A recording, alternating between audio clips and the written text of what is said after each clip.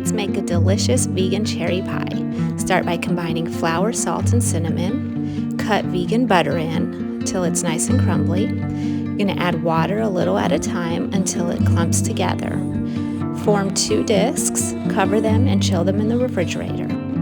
Cook cherries, sugar, cornstarch, vanilla, almond, and lemon. Cook it down for a little bit. Remove the cherries, and then thicken the sauce. Then we're going to chill it in the refrigerator.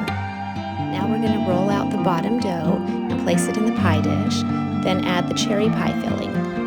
We'll top it with vegan butter and create a lattice covering.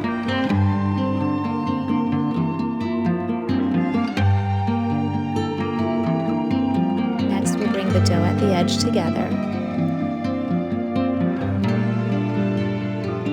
Brush the pie with melted vegan butter, sprinkle some sugar, and bake it in the oven. You can find the full recipe and other tips on the blog.